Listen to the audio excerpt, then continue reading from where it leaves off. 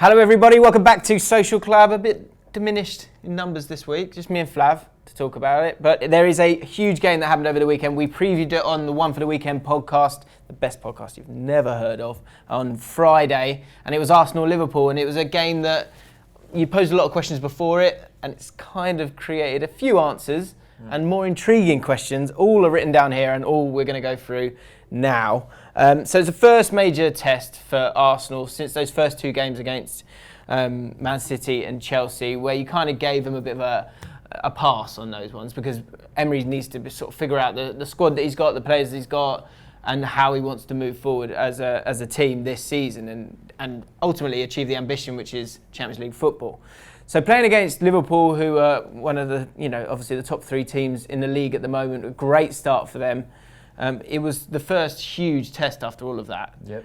What were your feelings after watching that game and them getting a draw? I thought they played well. I thought they were much better than I had anticipated. I thought they defensively had issues again, that they haven't gone. But I thought they were stronger at the back than I thought they would be. I thought that Liverpool would be out of sight by half-time, and they weren't. It showed positive signs for Arsenal, especially because they can play that way against the better attacking sides in the league and not get destroyed, and that was the key, because all Arsenal fans have loved the way they've played since the start of the season and the goals they've scored and the way they've attacked teams. And you thought, and we talked about on that podcast, that would they need to be a bit more pragmatic in order to get something from the game? Yeah. As it turned out, no, they went for it. Yeah. And another game they could have won. I thought the draw was a fair result.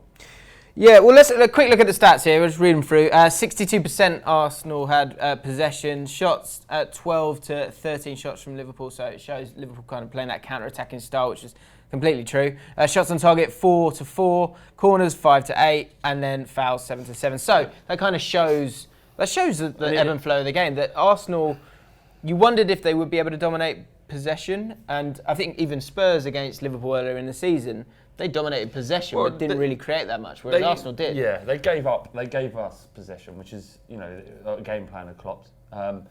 Arsenal did well on the ball, but if you look at the actual quality of the chances between the two, I would say Liverpool edged it. They hit the post twice. They had a goal disallowed from Mane, yeah. Which shouldn't have been offside. So on another game, they would have scored 4 goals. I thought Leno had the question marks around his performance and how good a goalkeeper he is. Obviously, don't throw him under the bus just yet, but I thought he was at fault for Milner's goal. He should have done much better than just parry it back into the middle of the box.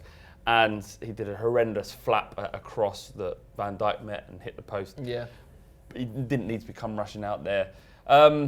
And there was that Mane goal that should have been correctly awarded to them as well. So true.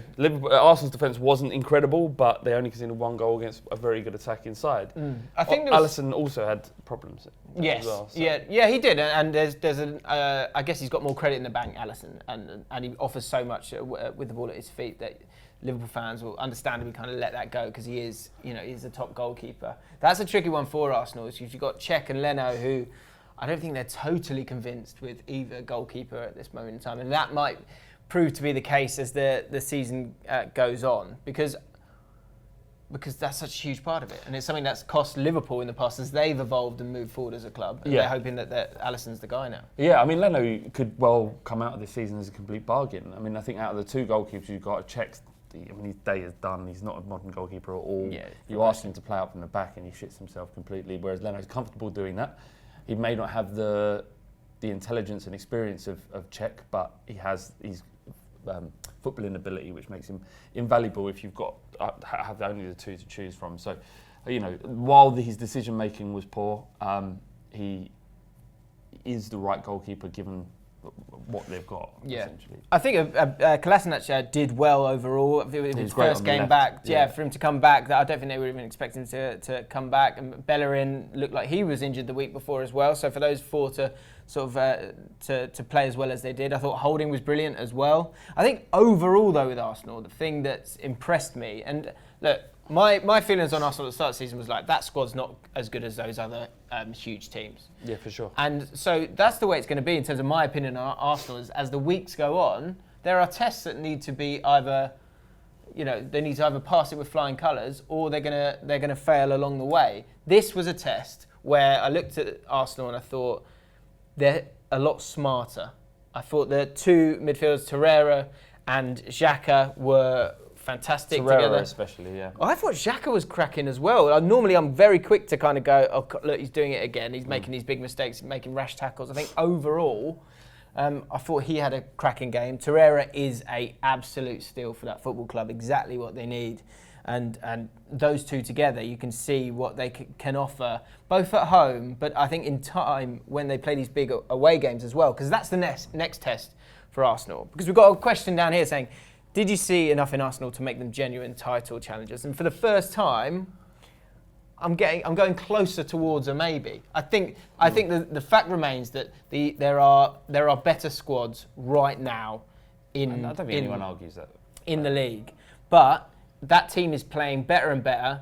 The way and you know what, the other thing is the way they're set up is so much better because Mkhitaryan is comfortable over on the right. Ozil is so much better in a central position, in my opinion, because a bit like Hazard. I know Hazard goes on the left a lot, but with Ozil there and Torreira and Xhaka sitting behind, you've got a lot more of a safety net, and you're not relying on him to track back and do that work, and he can just do what he's good at. And then Aubameyang and Lacazette, I thought Lacazette was probably one of the top players in the game as well. He's been in incredible form this season. I think what Emery does, he hasn't revolutionised Arsenal. He understands the quality that they've got in their team. Their strongest attribute is how well they go forward and the stars that they have up front. And he's amended the defence somewhat, but he knows the value in the Arsenal side, and that's going for the jugular. I still think that will be their undoing as well in the long run in going for the Premier League. I don't think there's an Arsenal fan out there who really expects them to challenge for the league anyway. No. But they're enjoying this run. They understand there might be pitfalls along the way rather. And you see them talking a lot more philosophically than they have done in the previous That's true, season. and there's a kind of anxiety when you do talk about them winning the league. But you should see that as a compliment, shouldn't you? You can see that the team is doing well enough, playing well enough, and now playing well enough in big games against teams that are Championship. That's a league-winning side that Liverpool have got there. Could well be, if they can get it right. And they've totally held their own at home, whereas previously they struggled, especially against Liverpool recently at home. They've struggled. So the fact that people are starting to have that conversation, I think you've got to see that as a compliment. Yeah, you do. But you also got to take your blinkers off a little bit and look at the game and think, that is a game that Arsenal could have lost convincingly. Yeah, I guess is that a worry that you can have with Liverpool then, that because I think everyone understood, and Klopp's come out and said it, that previously he wasn't sure about their defence. He knew they were fantastic going forward. So they were looking to really go for it and really beat teams and score enough goals that regardless of the mistakes that are going to happen down the other end, you're going to have enough goals in the bag to win the game. This season, you've seen them be a lot more calculated in the way that he's looked to kind of win games and manage games. But on this occasion, it didn't work. But sometimes the ball doesn't go in the net, and they should, like I said, they should have had a goal. There was nothing wrong with Mane's goal, and they hit the post where another day it would have gone in an inch to the right, and that's 3-1. And it is what it is. So look, Arsenal were better, much better than they thought they would be. It's clear that they can compete against the best teams in the league. I think they're going to go on and have a good season. Fourth in the league could be well on. They're right in there. And I think the bottom line with Arsenal is, or any manager when they come in, is you look at those players that were playing the year before. Have they improved? Are those players better than they were the season before? And if that's happening, then you've got a manager who's got something. There's a cracker stat here. Alex Iwobi's assist for their equaliser, saying Arsenal subs have now been involved in 10 Premier League goals this season. So that shows that a squad that I think some people, me in comparison to those other top 5 sides, I don't see that squad as strong. But Emery's getting stuff out of them. Iwobi or Aubameyang if he comes on, or whoever. Leicester City's team wasn't nowhere near as strong as the others, but they had a tactic and they had a method that worked, and crucially, everybody was paying into what Ranieri is doing. At Arsenal, it seems like they're all paying into the same thing. So, you can't deny them anymore. Can they win the league? Yeah, they can, but I think the fact that they won't will be more down to the fact that no one will stop Man City, rather than the fact that they're not good enough to do it. Any other season, Liverpool and Chelsea is a fun fact for you. Liverpool and Chelsea would have been top of the league in 98 of the last 100 league campaigns with their start.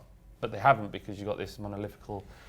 And I saw Paul Machin tweeting about they haven't had a run like this ever in the Premier League era, really. And he's still picking apart the team and saying this is a worry, that's a worry, and it just shows the level that Man City are at the moment. Well, it just shows you how much other people, the form of other teams around you dictate how you feel about your own club. But you shouldn't really. You should be looking at the points on the board and how well you're doing. But when Man City is so far out of sight, when Spurs are fourth in the league now currently, had a brilliant start, won an excellent game against Wolves away from home, with a very, very dodgy ending. But we should be looking at the moment being buzzing as Spurs fans at the moment, but we're not, because you're looking at Liverpool, Chelsea, Man City cleaning up as well. So it's the form of other team does dictate how you feel, and it's one of those things that there's not really. I don't think Paul Machin or anyone from Liverpool should really be looking at this. I'm thinking anything's going wrong. Anything's going wrong. It's going very much right, and it will be Liverpool, Chelsea, and Man City at the end of the season. Okay, there you have it. We thought, look, we reviewed the game. We previewed the game. We should definitely do a review of a game, especially a game like this, which was so intriguing, even though it was a brilliant game. It was a cracking game. Let us know your thoughts in the comments below on the Arsenal situation, what Emery's done to that squad, and who was your man of the match of this game. Let us know in the comments below. If you've enjoyed this video and you've watched it up until this point, then why not hit that subscribe button, hit the like button as well, and we'll see you soon.